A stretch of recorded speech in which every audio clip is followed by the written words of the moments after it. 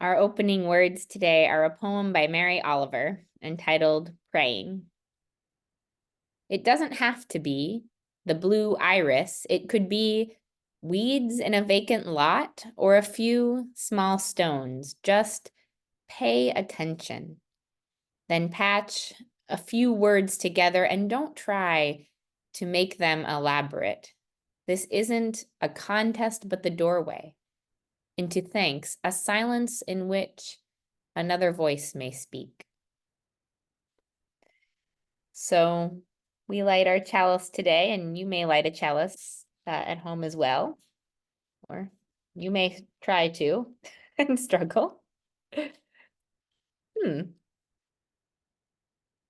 Well, this was working earlier when I tested it. Well, we may have to also have the chalice of the mind, like we have the, wait, here we go.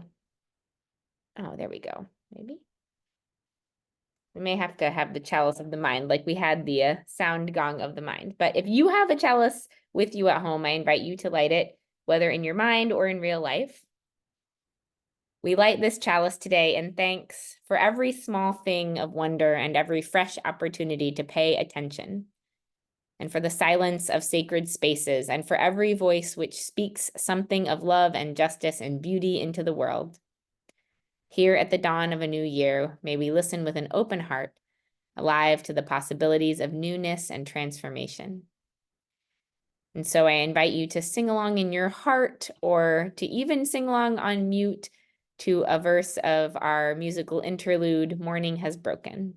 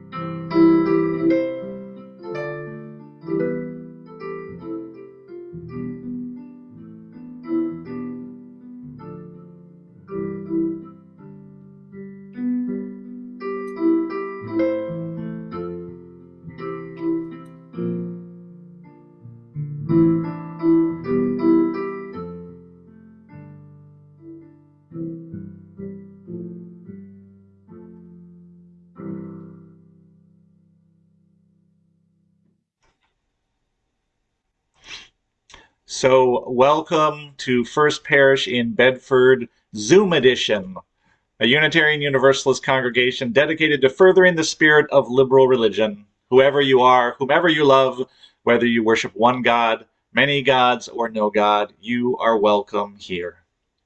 We are live in the parsonage, where a glance through my living room window tells me it is super pretty outside. It doesn't look like 8 inches of snow to my admittedly untrained eye, but the squirrels are having a ball. I hope everyone stays safe today and enjoys a little bit of this winter wonder. Special welcome to our visitors this morning. We are so glad you are with us. We will put a link in the chat to a connection form you can fill out if you like. If you would like to leave us your information, we will add you to our mailing list so we can keep in touch. And let's see, we have a few announcements here today. The Environmental Justice Committee invites you to join them in attending a forum in Concord about climate justice and the electricity grid, January 20th. Our board voted recently for First Parish in Bedford to co-sponsor this forum about this new vision for infrastructure, energy democracy, and centering frontline communities. You can sign up to carpool to the event from Bedford or Burlington, and the sign-up link was in the January parishioner. A little bit later in our service today, Katie Winchell from the organization Save Our Heritage will be joining us on Zoom to tell us about this month's Share the Plate recipient. And then right after the service, Katie is going to stick around on Zoom to chat and to answer any questions you might have. I want to give a special thanks to Aaron Dorr for moderating that conversation. And Katie is going to be in the main room. So if you want to be a part of that conversation, you don't have to do anything. Just stay where you are. We will open a breakout room for anyone who wants to chat about other topics. And speaking of Zoom, after the service today at noon, everyone is invited to join us on Zoom for a special ministerial startup conversation led by Evan Carvel-Ziemer, our representative from the New England region of the UUA. This is a different Zoom link. So for that one, you will actually exit this service and then come back on at noon through a different Zoom link. It's going to be a wonderful conversation. I'm very excited for it, so I hope you will join us. And it is my pleasure now to welcome Evan to say hello and to say just a little bit more about it. So welcome, Evan. Thank you. I'm so glad to be with you on this snowy day. Would love to be in person, but there'll be more cat interruptions, so that's also joyful. I am your regional primary contact. That means that I am your link to the UUA, and it's my job to support you as best as I can and be present to you in ways that your larger association can be supportive. And one of those ways is to facilitate conversation as you start this new ministry. I know you have started, so you might be like, why now? But once you've known each other for a little while, there's more richness in the conversation about introducing yourself to Jamie and vice versa, about what it means to ask him to be your minister, who you are, what you're asking of him, and how he's joining you on your path. I promise a lot of fun conversations and exploration. Usually everyone learns some new things about their own congregation. So look forward to seeing you then. Thank you so much, Evan. Last but not least, we are trying a new thing this year to make it a little more transparent to the congregation about how things get done at First Parish, and to highlight to everyone, but especially newer people, the different opportunities that there are to get involved in the life of the church. So once a month-ish this year, we're inviting a different community to take a couple of minutes during the worship service to tell us a little bit more about what they do and why they love it and why you might want to get involved. So today, I'm delighted to welcome Doug Denny Brown to tell us just a little bit more about the Social Responsibility Council. Okay, hey, am I muted? Hi, I'm Doug Denny Brown, and today I'm going to give you some insights on the Social Responsibility Council, or SRC. I'm going to refer to it to save time, and I am a member of this council. The first thing I must admit to is before I joined the SRC, I really didn't know much about it. I'm kind of, and many of you may know more, and many of you may be where I was. In fact, until doing a little prep for this chat, I didn't even know its real name, and I thought it was the Social Responsibility Committee, but it actually is not a committee; it's a council. Just just be aware. We have so many committees. And then secondly, when I was in your seat watching people talk about the monthly Share the Plate program for worthy causes to represent UU values, which is going on today. In fact, I think still. Good. I see. I thought that was what the Social Responsibility Council did. However, I was not correct. I got it half right. The SRC does collect suggestions from you, First Parish members, for worthy charities or causes that First Parish can donate some money to, and in so doing, making social action happen. Social action is what we're looking to make happen here. Not only does the good cause get some project funding, at the same time, First Parish informs and educates its congregation about the worthy cause and gives the worthy cause some good publicity with people who care about doing good things and taking action. A case in point, after learning about various good causes through the Share the Plate over the last few years, afterwards, I have donated to separately and assisted some of those good causes in other ways. The half that I didn't know about in terms of the Social Responsibility Council was that it also has a grant program. Who knew? The grant program gives away thousands of dollars several times a year to worthy causes and projects that apply until the funds have been spent. So this is where, this is my segue for getting you guys to realize that this is where we need your help. We do get some applications in from various members for Share the Plate.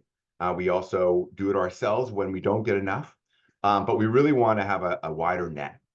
And so to the extent that you know someone or know of an organization that you think could use some good publicity, some money, maybe some assistance from our wide congregation members, please, think about this. And any of us can help you on this, but our site is great, by the way, to be able to go and actually recommend either a Share the Plate or a grant recipient. All you have to do is go to our site. And I don't know if I have time today to go to the share that I could actually do it on, I guess on today on our one Zoom meeting, but I'll show you how easy the forms are, like if you can even see. So they're basically, the Share the Plate is sort of one page with 2 questions on it. And you fill it out and then you email it or hand it or mail it to the address that's also on the site. The Share the Grant application, it's also 2 pages, 5 questions. And again, it's really just not a lot of information, but important information. And you would do it in conjunction usually with the organization. You let them know, hey, would you like to do this? We have this available. And that's all there is to it, really.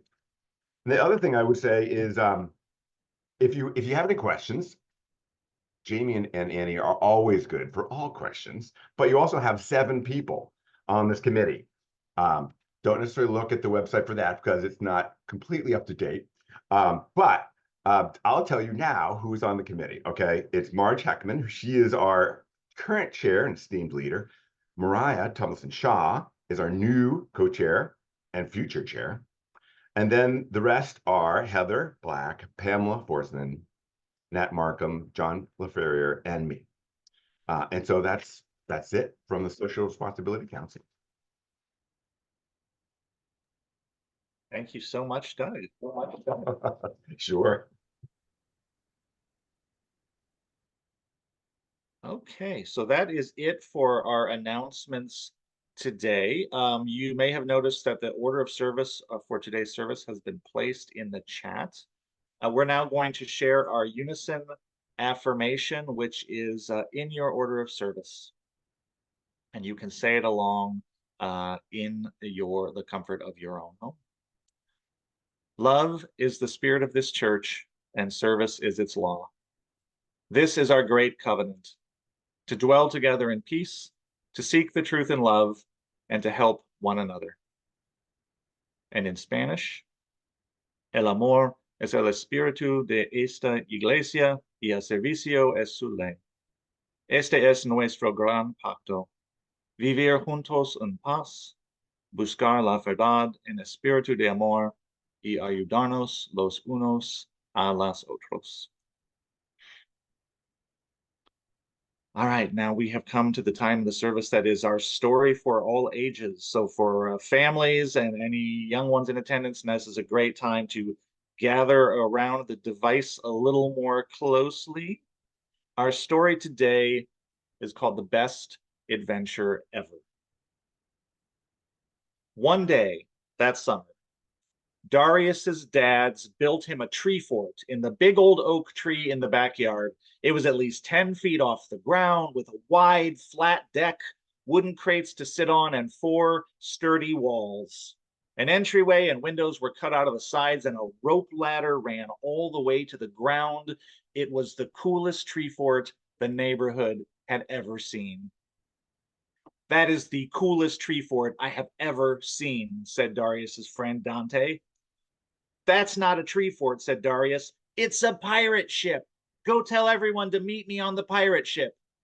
So while Dante ran off to get their friends, Darius took scissors and he began cutting up like a cardboard box. He cut a circle with handles to make a steering wheel for the pirate ship. He cut out a cardboard sword and covered it with aluminum foil. And from down below, he heard Dante call out, "Ahoy!" And Darius yelled, "Ahoy, matey!" And he kicked down the rope ladder, and Dante climbed up.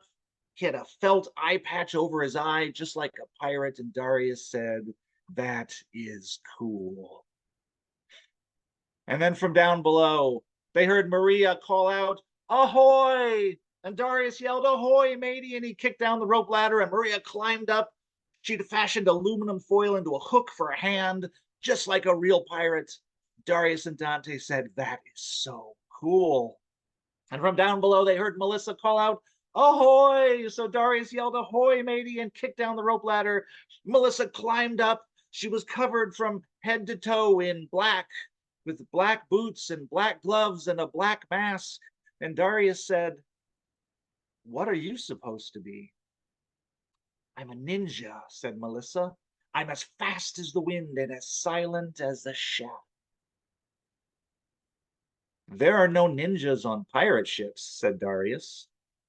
"There is on this one," said Melissa. "I'm as fast as the wind and as silent as a shadow." "There are no ninjas on pirate ships," said Darius, and he was starting to get mad. "Everyone up here is a pirate." "Well, actually," said Maria, "I've always wanted to be an astronaut." "That does it," said Darius. "Anyone who doesn't want to be a pirate can get off of my pirate ship."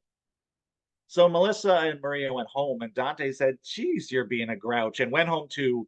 And Darius was left sitting alone in his pirate ship tree fort, and it wasn't much fun at all. Later that afternoon, his dads climbed up the tree fort to bring him a sandwich and some lemonade. "Where are your friends?" they asked. Darius grumbled. "They ruined everything. I wanted to play pirates, but nobody would play it right. There's no ninjas and astronauts on a pirate ship." "So you're playing all alone? Is that more fun?" "No," Darius admitted. "Maybe you could all make up a better game together," said Darius's dads. "Why don't you try that?" "I yelled at them," said Darius. "I think they're mad at me." But then he had an idea. "Wait, dads, do we still have those big cardboard boxes in the basement?" They did. So Darius took the boxes and he worked on the tree fort all that night. And the next morning, he called up Maria and said, "I've got to show you something. Meet me at the tree fort." So Maria met him at the tree fort and said, "Are you going to yell at me some more for wanting to be an astronaut?" "No, look," said Darius. He had cut big jet wings out of the cardboard boxes, covered them in foil, and attached them to the sides of the tree fort. "It's a spaceship pirate ship," he said. "We can be pirates in space." "That is so cool," said Maria. So Maria and Darius climbed up onto the spaceship. Then Darius called Dante, who climbed up too. Darius said, Do you want to be a space pirate with us? And Dante said, actually, I always wanted to be an independent investigative reporter. We can drop truth bombs in space. Cool, said Darius and Maria. Now we just need to invite Melissa. But I'm already here, Melissa said. And they turned around to see Melissa dressed in black at the back of the tree fort. But how did you get up here? Darius said. I told you, I'm a ninja, Melissa said. And all that day and the next and the day after that, they had the best pirate astronaut ninja investigative reporter adventure that had ever been had in outer space or anywhere else. They broke a story wide open on Mars, they danced a jig on the moon, and Saturn never saw them coming. It was the best adventure ever. That is our story for today. Thank you for sharing it with me. Let's just take a moment and take a breath together. Breathing in, breathing out. This is a poem attributed to the Persian poet Hafiz, translation unknown. It is called Beloved Presence. Cloak yourself in 1,000 ways, still shall I know you, my beloved. Veil yourself with every enchantment, and yet I shall feel you, presence most dear, close and intimate. I shall salute you in the springing of cypresses and in the sheen of lakes, the laughter of fountains. I shall see you in tumbling clouds and brightly embroidered meadows. O beloved presence, more beautiful than all the stars together, I trace your face in ivy that climbs in clusters of grapes, in morning flaming the mountains, in the clear arch of sky. You gladden the whole earth and make every heart great. You are the breathing of the world. May we invite the presence of that which we hold sacred, of that which is beloved, into our hearts and into our lives today, knowing that we are connected, knowing that we are worthy of love, knowing that this earth too is sacred, and knowing that underneath everything there is mystery and possibility and gladness waiting to be uncovered. And may the joys and sorrows present in this community today, shared or unshared, be held in care and kindness. Amen. And now I am going to invite Katie Winchell to share a little about our Share the Plate organization today. Thank you. Good morning on this snowy day, and Happy New Year. I'm Katie Winchell, and I've been invited to talk with you today about the Coalition to Stop Private Jet Expansion at Hanscom or Anywhere.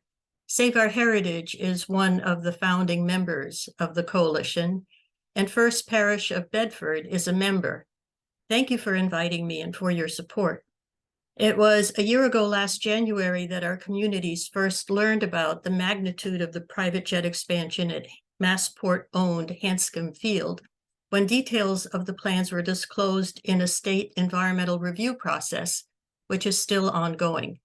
As you may know, Massport and developer Runway Realty Ventures are proposing a 500,000 square foot build-out of new hangars for the exclusive use of private luxury jets.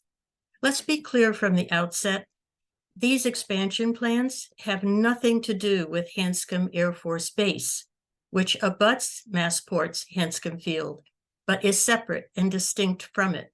The Air Force Base is currently a non-flying base, focused solely on research and cyberspace security. If the proposed development were to go forward, it would be the single largest expansion in Hanscom's history. Why is this a problem? Because private jets are the most polluting form of travel per passenger for their carbon footprint. Because a recent study shows that at least half the private jets flying in and out of Hanscom go to resorts and vacation hotspots. Because private jet travel is the height of environmental injustice in that it allows a small number of people to pollute our world in such an unconstrained way at the expense of the many. Even without this expansion, private jet emissions at Hanscom Field alone already cancel nearly half the climate gains from all solar PV ever installed in Massachusetts. Hence, the proposed plans are not just a local problem. They are a direct and immediate threat to Massachusetts' efforts to combat climate change and achieve our 2050 climate goals.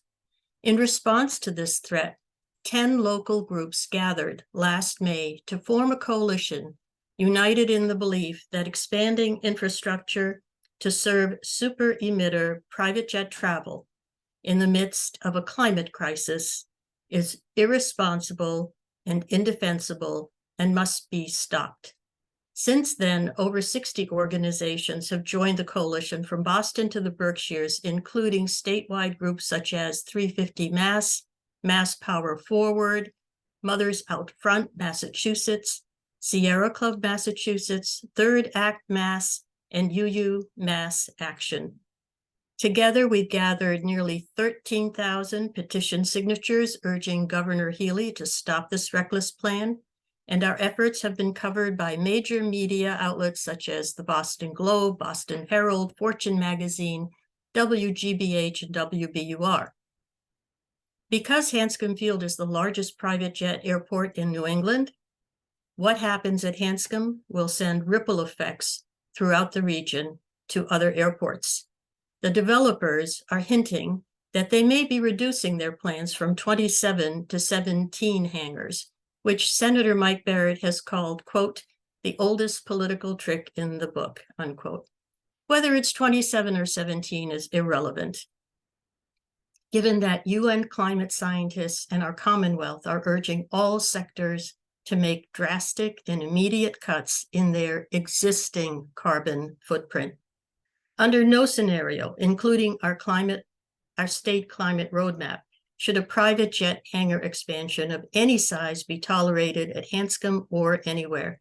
It's a luxury our climate can't afford. There's much to do in the coming year, and we welcome and appreciate First Parish of Bedford's support and today's Share the Plate donation. Thank you.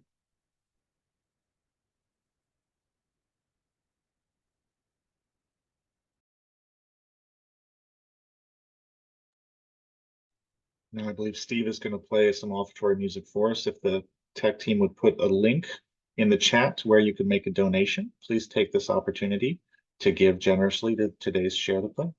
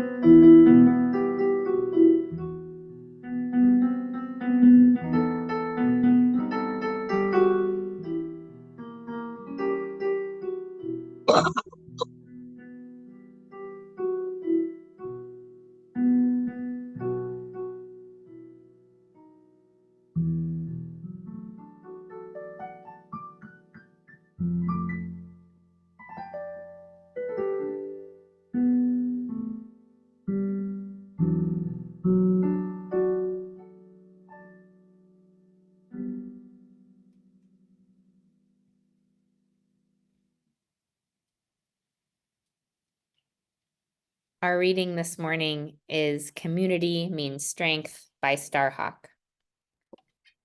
We are all longing to go home to some place we have never been, a place half remembered, half envisioned. We can only catch glimpses of from time to time. Community. Somewhere there are people to whom we can speak with passion without having the words catch in our throats. Somewhere a circle of hands will open to receive us. Eyes will light up as we enter. Voices will celebrate with us whenever we come into our own power. Community means strength that joins our strength to do the work that needs to be done.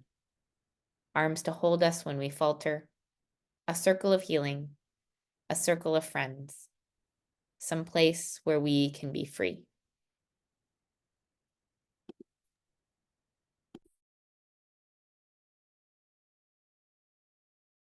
First time I heard the song, I Need You to Survive, was at a small, predominantly African-American Baptist church in Indianapolis. I was there that Sunday because a Reverend Anastasia Zinke from All Souls Unitarian of Indianapolis was guest preaching. And also our congregations were beginning to do social justice work together, and I wanted to build a relationship. So we Unitarians in attendance that morning, all of us whites and non-Baptist, were received warmly and graciously. I noticed the Baptist congregation was younger than mine at the time, and there was significant youth empowerment. The children and youth were given these long wooden dowels with colorful ribbons affixed to them that they could wave about in time to the hymns from their place in the pews, which I thought was a very pretty effect and a great way to engage the body and create some movement. And amazingly, not a single dowel-based sword fight broke out during the service. The service had a very family vibe during the passing of the peace. People didn't shake hands, but rather everyone went out into the aisles and traded hugs until every person got a hug from every other person. And some of you are thinking, oh, that's really sweet. And some of you may be thinking, thank you, but hard pass. Obviously, this was before COVID.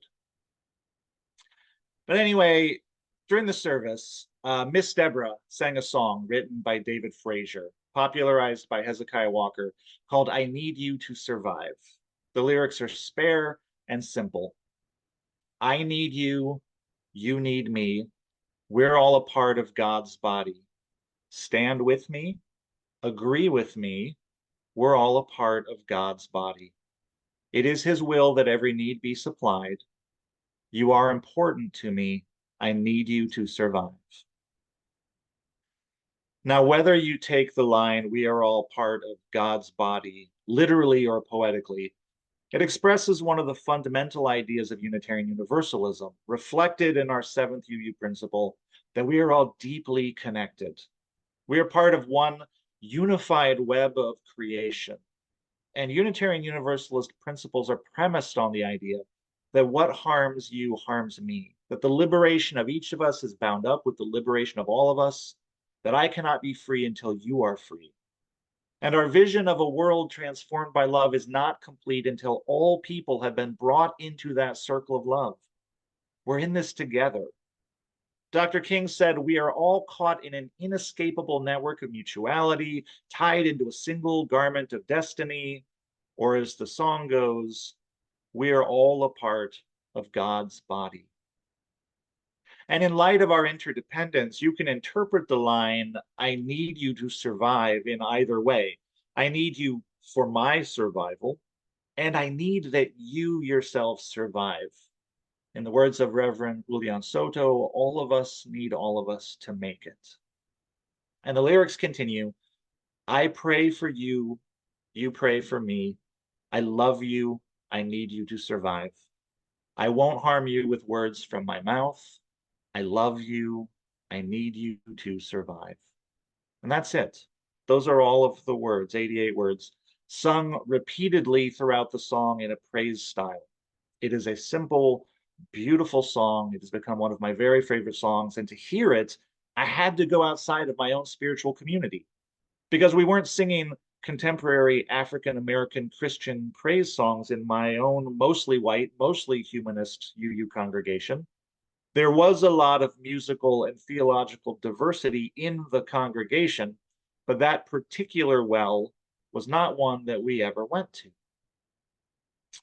So, the second time I heard the song, I Need You to Survive, was in the basement of a church. I don't remember which church, at an IndyCan meeting.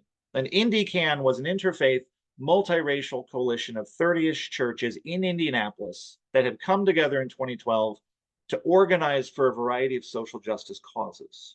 In 2014, when I got involved, we were working to prevent the construction of a new billion-dollar jail that they wanted to build in Indianapolis. Right? Every major city at the time was turning away from mass incarceration as a policy, and Indy wanted to like double down, build a giant new jail with like 200 more beds that we knew were going to be used to lock up predominantly black and brown people. And we were fighting against it as a coalition. Among other things, we also did a lot of work around transportation, economic opportunity, getting out the vote, lowering gun violence, advocating for immigrants. IndyCan did a lot of things, and we were doing these things together. And the IndyCan meetings were always some of the most diverse spaces I've ever been in. They were racially and ethnically diverse. They were diverse in terms of class, background, educational attainment.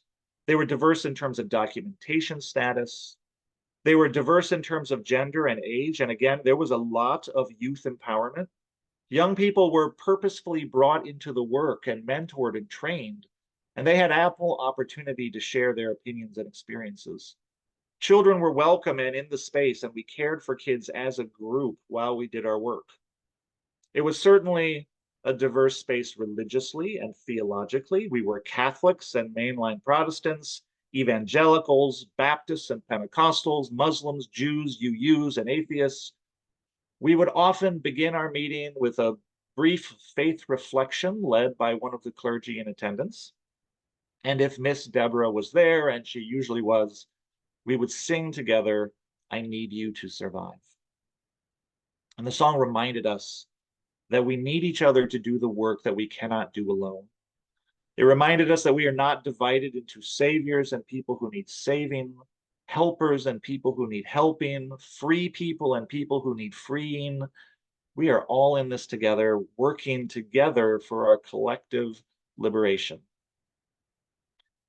And yet, as a white person myself with a lot of privilege and still very new at the time to this kind of social justice work, one of the things that was striking to me about the experience of singing that song when I first began singing it was the rawness of it, right? The urgency of it. I need you to survive. There's an urgency to that word survive, right? This is high stakes.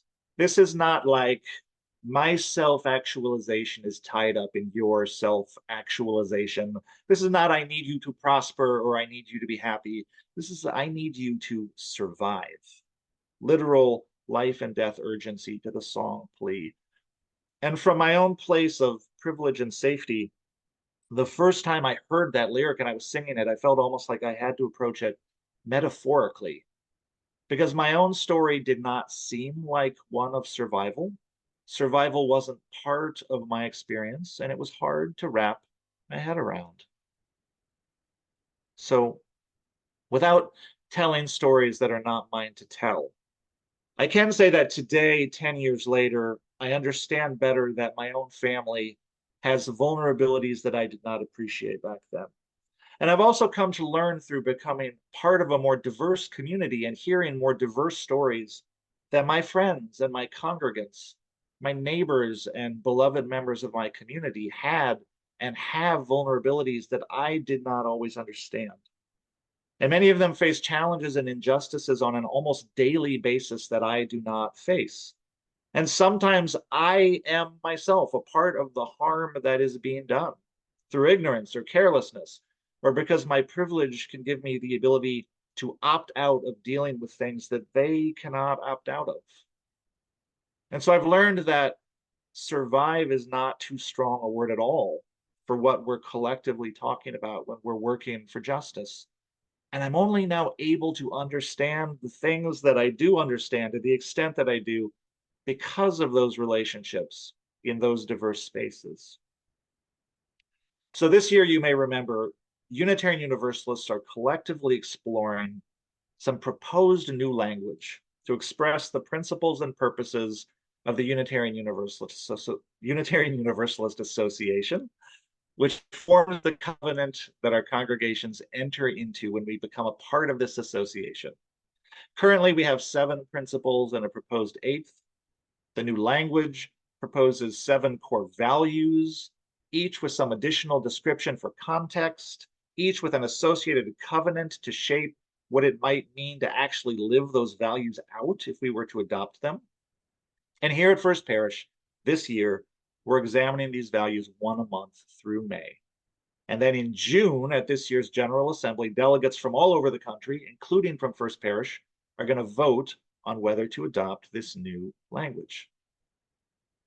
So far, we've examined the proposed values of love, pluralism, and equity. And now in January, we are examining justice as a proposed core value. Justice.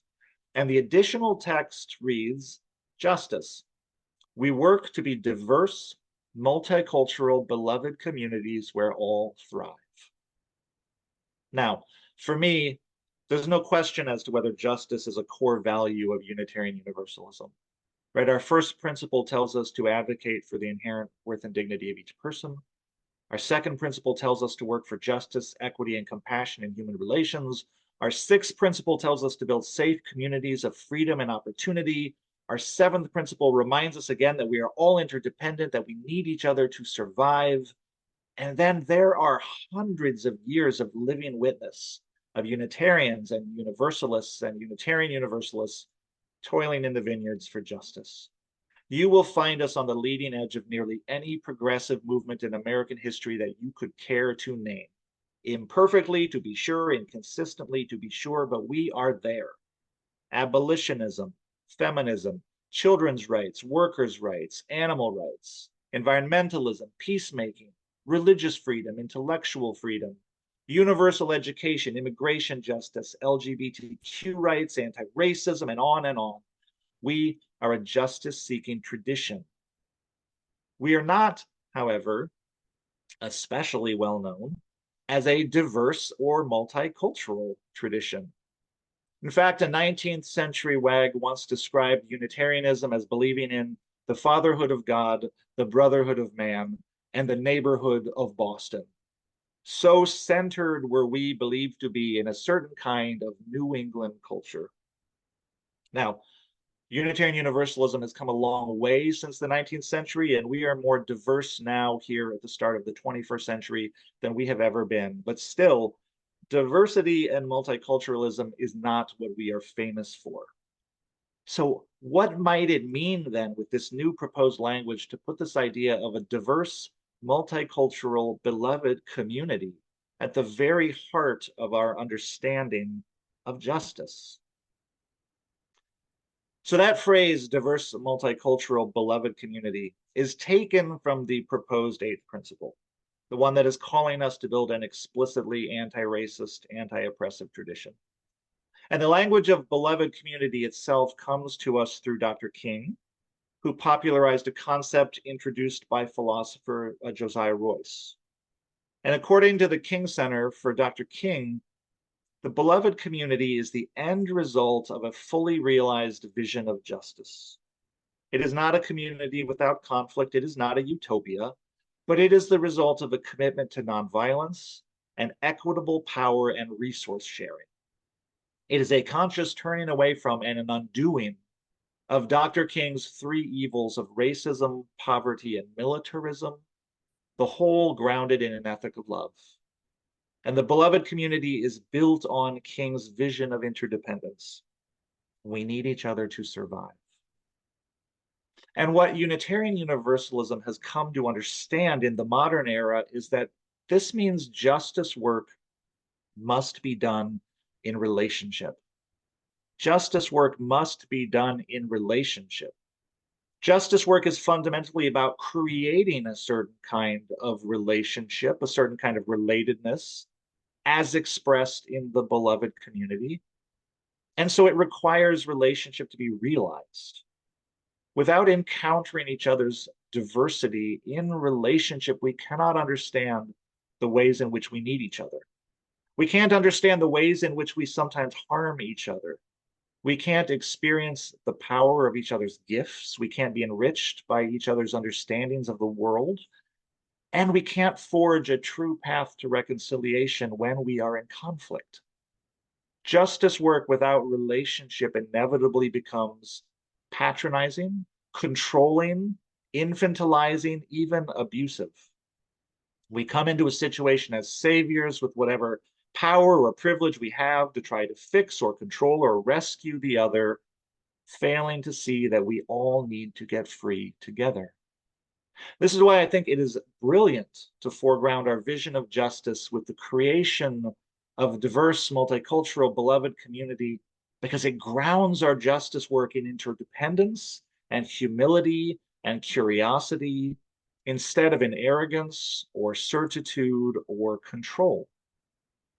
So let's talk about control. The third time I encountered the song, I Need You to Survive, it was at about the last place I expected. It was at General Assembly, the annual gathering of Unitarian Universalists from around the country to do the work of the association. This was in 2016. The 2016 General Assembly was organized during the emergence of the Black Lives Matter movement. There was a strong aspiration during that GA to support the creation of a more culturally diverse expression of Unitarian Universalism as a part of allying with the Black Lives Matter movement and engaging with our anti-racism work. And so as a part of this attempt to create this more expansive vision, we sang the song, I Need You to Survive, associated with the Black church experience. We sang it during the service of the Living Tradition at 2016 General Assembly to an audience of thousands of UUs and many more. Well, sort of, we sang it.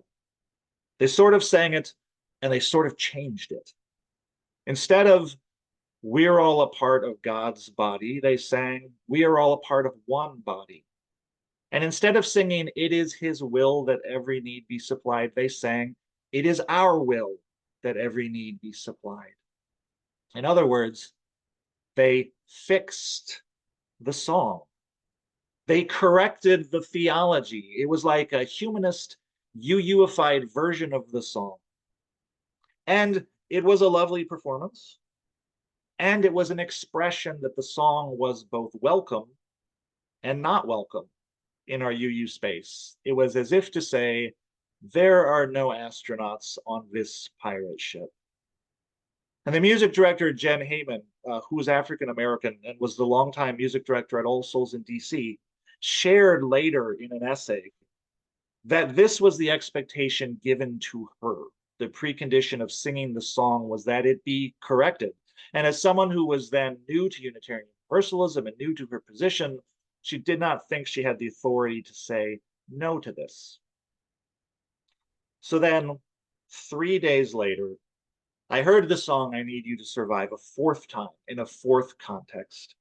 And it was sung again at that same 2016 General Assembly, this time at the closing ceremony.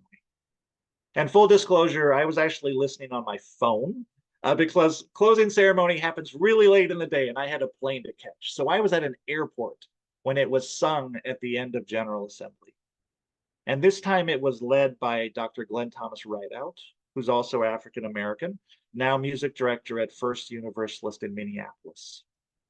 And before he led the assembly in singing the song, Dr. Rideout offered an invitation to all of the UUs assembled. And this is what he said. He said, one of the most powerful ways the church offers us an opportunity to be one with another is through the power of music. David Frazier wrote a song he calls I Need You to Survive. And I'd like to say that as we endeavor to be a community standing together, affirming the worth and dignity of Black lives, we must enter the songs of Black lives with humility, curiosity, And first, he said, we must endeavor consciously to resist the temptation to colonize it with the changes that make us more comfortable inside of it. And Dr. Rideout continued, if we could be present to Black faith and Black faiths, then in solidarity, we might enter into the blessed relationship that allows us to deserve to be called allies. In this sense, he said, sing this song with me with curiosity, with humility, and with joined faith. And then everyone sang the song with the original lyrics intact. We are all a part of God's body. It is his will that every need be supplied. The lyrics that were at odds with my own personal theology, but that were so inspirational to so many of my compatriots at IndyCan, lyrics that gave life to so many people I was proud to call friends and neighbors, and that were the soundtrack to so much of the justice work that I was proud of.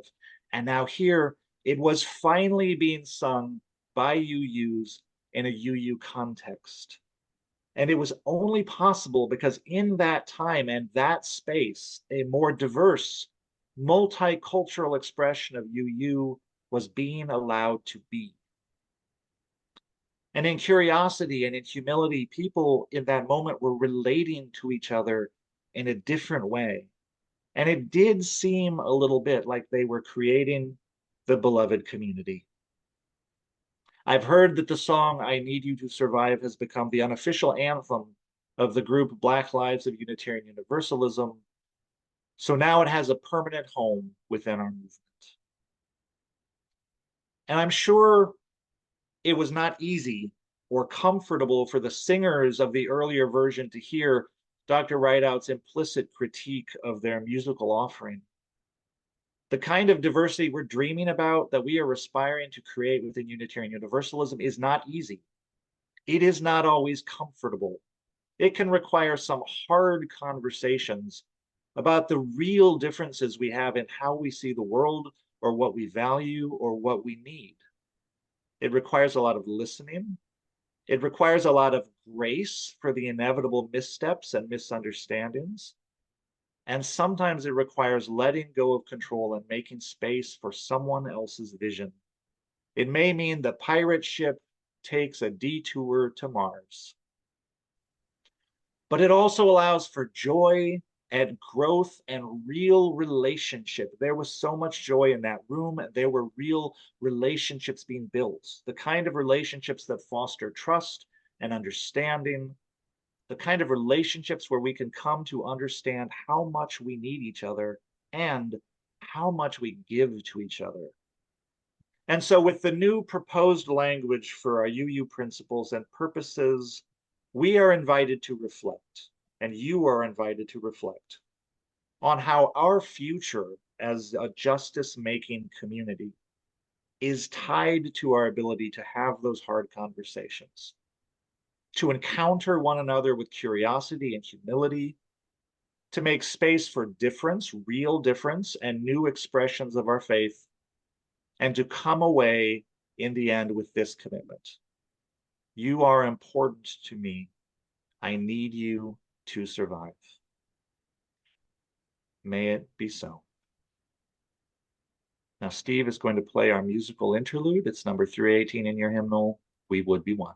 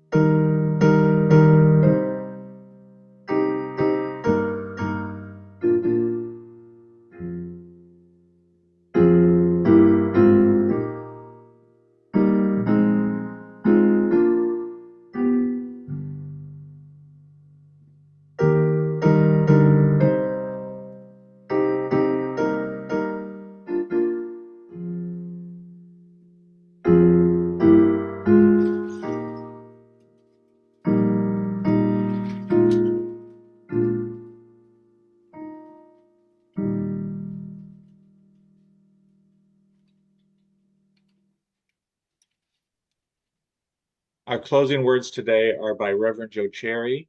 Just a reminder, after the closing words, Steve is going to play a postlude for us. If you would like to stay and be a part of the conversation with Katie Winchell, just stay in this space. And then please do come back at noon through a new Zoom link and join us for the ministry startup conversation with Evan Carville-Zemer. So closing words by Reverend Joe Cherry. If we have any hope of transforming the world and changing ourselves, we must be bold enough to step into our discomfort, brave enough to be clumsy there, loving enough to forgive ourselves and others. May we as a people of faith be granted the strength to be so bold, so brave, and so loving. Amen and blessed be. Go in peace.